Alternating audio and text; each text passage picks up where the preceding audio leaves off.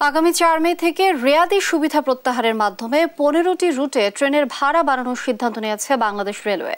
তবে এই সিদ্ধান্তে অনেকটাই ক্ষোভ জানাচ্ছেন সাধারণ যাত্রীরা।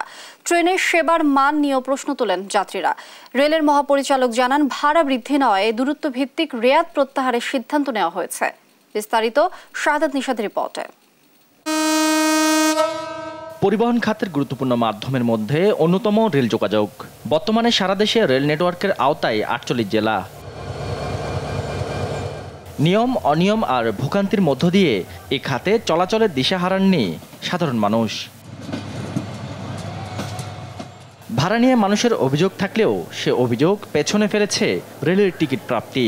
ঈদের সময় যা রূপ নেয় সোনার হরিণে, যার নেপথ্যে রেলের টিকিট কালোবাজারি।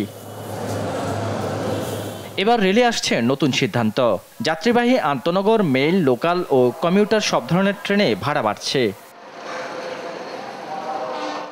তবে ১০০ কিলোমিটার পর্যন্ত ভ্রমণের ক্ষেত্রে ভাড়া অপরিবর্তিত থাকছে। একই সঙ্গে ২৫০ কিলোমিটার পর্যন্ত ভাড়া বাড়বে ২০%। ৪০০ কিলোমিটার পর্যন্ত ভাড়া ২৫%, আর ৪০১ কিলোমিটারের বেশি যাতায়াতে ভাড়া বাড়বে ৩০%। ভাড়া বাড়ার এমন খবরে ক্ষুব্ধ সাধারণ যাত্রীরা। একে তো টিকিট সিন্ডিকেট, তার উপরে ভাড়া বাড়তি, সব কিছু মিলে আসলেই সমস্যা। যত যাত্রী যাচ্ছে তাদেরকে অ্যাভেলেবল সুযোগ সুবিধা পাচ্ছে, তা পাচ্ছে না।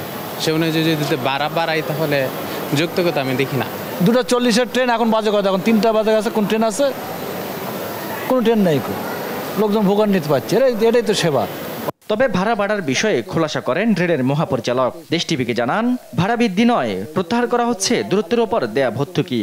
ভাড়া বৃদ্ধির কোনো বিষয়ে আমরা কোনো সিদ্ধান্ত নিইনি। আমাদের যে প্রচলিত ভাড়ার সঙ্গে যে রেয়াতি সুবিধা ছিল, সেই রেয়াতি সুবিধাটা আমরা শুধুমাত্র প্রত্যাহার করেছি। এবং সেই সুবিধাটুকু কোথা থেকে ছিল? ১০০ কিলোমিটারের উপরে যারা যায়, অর্থাৎ যারা দূরপাল্লায় যাবে, এক শহর থেকে আরেক শহরে আন্তনগর ট্রেনে অথবা অন্য ট্রেনে, তাদের জন্য প্রযোজ্য। রেয়াদ প্রত্যাহারের মাধ্যমে আগামী ৪ মে থেকে ট্রেনে ভাড়া সমন্বয় করা হবে বলেও জানান সরদার শাহাদাত আলী।